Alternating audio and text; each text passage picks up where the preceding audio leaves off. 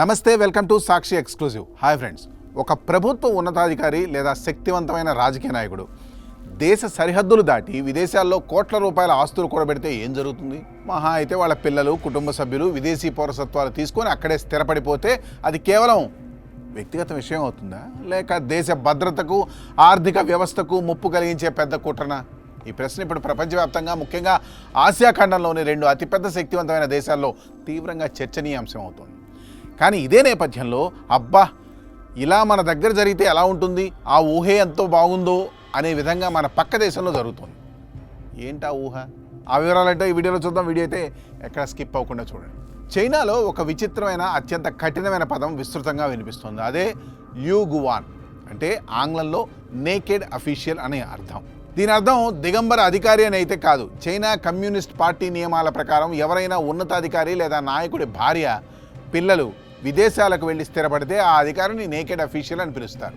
అంటే సదరు అధికారి చైనాలోనే ఉద్యోగం చేస్తూ అధికార పీఠంపై ఉంటాడు, కానీ అతని కుటుంబం మాత్రం విదేశాల్లో స్థిరపడిపోతుంది. ఇలాంటి అధికారులపై చైనా ప్రభుత్వం ప్రత్యేక దృష్టి పెడుతోంది. దీనిని కేవలం అవినీతి కోణంలోనే కాకుండా దేశ భద్రతకు పొంచి ఉన్న ముప్పుగా చైనా భావిస్తోంది.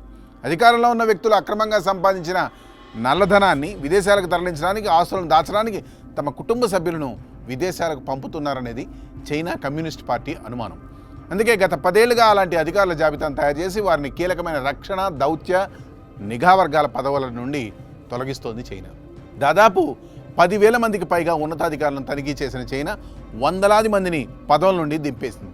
అంతేకాక వారి విదేశీ ఆస్తులను బహిర్గతం చేయాలని, లేదంటే విదేశాల్లో ఉన్న కుటుంబాన్ని తిరిగి దేశానికి రప్పించాలని కఠిన నిబంధనలు విధించింది. విదేశాల్లో ఆస్తులు ఉన్న మంత్రుల పిల్లలపై కూడా ఆంక్షలు విధించింది. తమ పౌరులు దేశం వదిలి వెళ్ళినా, అధికారంలో ఉన్నవారు విదేశీ మోజులో పడితే సహించేది లేదని చైనా స్పష్టం చేస్తోంది. ఇక మన భారతదేశం వైపు వస్తే పరిస్థితి పూర్తిగా దీనికి భిన్నంగా ఉంది. మన దేశంలో ఎంతోమంది రాజకీయ నాయకులు, ఉన్నత స్థాయి ఐపీఎస్, ఐఏఎస్ అధికారుల పిల్లలు విదేశాల్లో చదువుకుంటున్నారు, ఉద్యోగాలు చేస్తున్నారు. అక్కడ శాశ్వత నివాస హక్కులు కూడా పొందుతున్నారు. ఇది పూర్తిగా వారి వ్యక్తిగత స్వేచ్ఛ కావచ్చు. కానీ దేశంలోని విద్యా వ్యవస్థలో లేదా ప్రభుత్వ పాలనలో లోపాలు తలెత్తి సామాన్య యువత రోడ్లెక్కి నిరసనలు తెలిపినప్పుడు ఈ నాయకుల పిల్లలు మాత్రం విదేశాల్లో సురక్షితంగా ఉండడం అనేక అనుమానాలకు దారితీస్తోంది. భారత్లో ప్రజాప్రతినిధులు, అధికారులు తమ ఆస్తుల వివరాలను ఎన్నికల అఫిడవిట్లలో ప్రకటించాల్సి ఉన్నప్పటికీ విదేశాల్లో స్థిరపడిన కుటుంబ సభ్యుల సంపూర్ణ వివరాలను, వారు అక్కడ కూడబెట్టిన కోట్లాది రూపాయల ఆస్తులను ప్రత్యేకంగా పర్యవేక్షించే నిర్దిష్ట చట్టం కానీ, నిఘా వ్యవస్థ కానీ లేదు. విదేశీ పౌరసత్వం పొందిన సంతానం ద్వారా నల్లధనం విదేశాలకు తరలిపోతోందా, స్వార్థ ప్రయోజనాల కోసం జాతీయ భద్రత ప్రమాదంలో పడుతోందా అనే కోణంలో ఇక్కడ ఎలాంటి కఠినమైన తనిఖీలు జరగడం లేదు.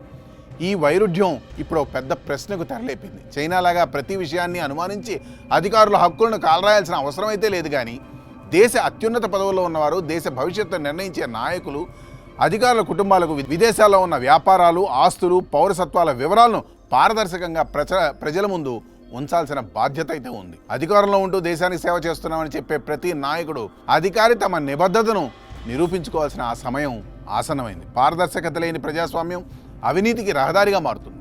విదేశీ ఆస్తులు, కుటుంబ బంధాల వెనుక దాగి ఉన్న సత్యాలను బహిర్గతం చేసే చట్టాలు భారత్ కూడా అవసరమే అనే ప్రశ్నపై ఇప్పుడు సమగ్రమైన చర్చ జరగాల్సిన అత్యవసర పరిస్థితి అయితే ఏర్పడింది. ఈ విషయం గురించి మీరేమనుకుంటున్నారో కామెంట్స్ రూపంలో తెలియజేయండి. That's all for today. This is Harikrishna signing off for Sakshi Exclusive.